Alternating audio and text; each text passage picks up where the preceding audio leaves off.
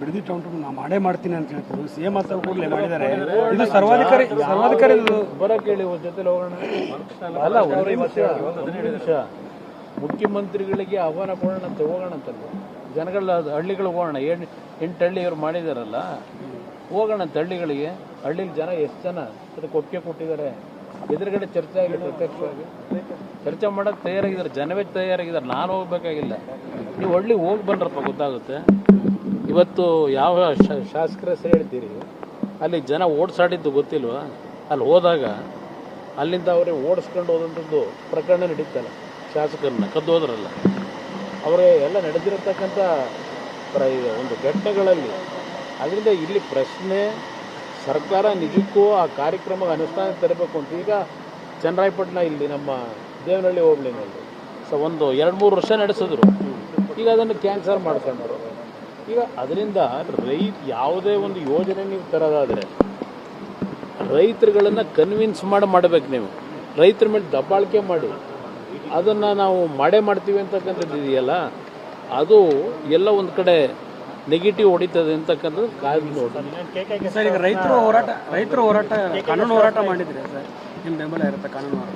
ಕಾನೂನು ಹೋರಾಟಕ್ಕೆ ನಾನೇ ಬೆಂಬಲ ಕೊಡ್ತೀನಿ, ಹೇಳಿದ್ದೀನಿ ಈಗಾಗಲೇ. ರೈತರಿಗೆ ಕಾನೂನು ವ್ಯಾಪ್ತಿನಲ್ಲಿ ನಾವೇನು ಹೋರಾಟ ಮಾಡಬೇಕಾಗುತ್ತೆ ಅದು ನನ್ನ ಬೆಂಬಲ ಇದೆ ಅಂತಕ್ಕಂತ ಹೇಳಿದ್ದೀನಿ. ಯಾಕೆಂದರೆ ಕಾನೂನಿನಲ್ಲೇ ಹೋರಾಟ ಮಾಡಬೇಕು ನಾವು, ಬೇರೆ ಇನ್ನೇನೋ ಮಾಡಲಿಕ್ಕೆ ಆಗೋದಿಲ್ಲ.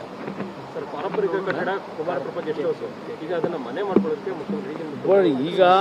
ಮನೆ ಮಾಡ್ಕೊಳ್ಳೋದಿರಲಿ, ನನಗೆ ಡೌಟು ಏನಾದರೂ ಈಗೇನೋ ಹೇಳ್ತಾವ್ರಲ್ಲ, ಮುಂದಿನ 8 ವರ್ಷ ನಾನೇ ಇರ್ತೀನಿ, ಮುಂದಿನ 5 ವರ್ಷ ಅಂತ ಹೇಳಿ.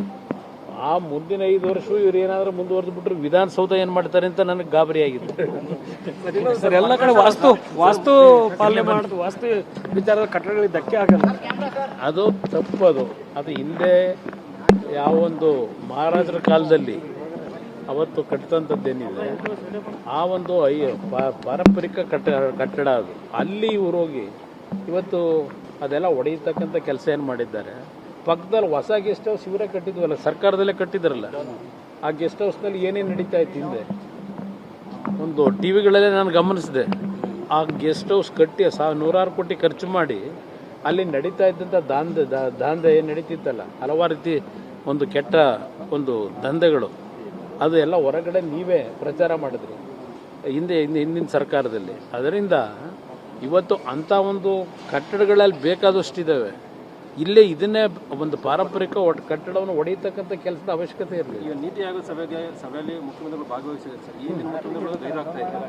ಈಗಿನ ಮುಖ್ಯಮಂತ್ರಿ ಏನು ಸಲಹೆ ಕೊಡ್ತಾರೆ ಸರ್ ರಾಜ್ಯ ಸರ್ಕಾರ ಮತ್ತು ಕೇಂದ್ರ ಸರ್ಕಾರದ ಜೊತೆ? ಏನೋ ಅವರ ರಾಜ್ಯದ ನೀತಿ ಆಯೋಗದಲ್ಲಿ ನಡೆಯತಕ್ಕಂಥದ್ದು ಎಲ್ಲ ರಾಜ್ಯಗಳಲ್ಲಿ ಯಾವೊಂದು GDP ಗ್ರೋತ್ ಇರ್ಬೋದು, ಅವರು ಯಾವುದಕ್ಕೆ ಪ್ರಾಮುಖ್ಯತೆ ಕೊಟ್ಟು ಕೆಲಸಗಳು ನಡೀತಾ ಇದೆ ಅದರ ಮಾಹಿತಿಗಳನ್ನು ನೀಡುತ್ತಾರೆ ನೀತಿ ಆಯೋಗದ ಸಭೆಯಲ್ಲಿ. ಅದರಿಂದ ಇಲ್ಲಿ ನಮ್ಮ ಈಗಿನ ಮುಖ್ಯಮಂತ್ರಿಗಳು ಬಂದು ಭಾಗವಹಿಸಿದ್ದಾರೆ. ಬಹುಶಃ ಮೊದಲನೇ ಬಾರಿ ರಾಷ್ಟ್ರದ ಎಲ್ಲ ರಾಜ್ಯದ ಮುಖ್ಯಮಂತ್ರಿಗಳು ಭಾಗವಹಿಸಿರ್ತಕ್ಕಂಥದ್ದು ಇದೇ ಮೊದಲನೇ ಬಾರಿ.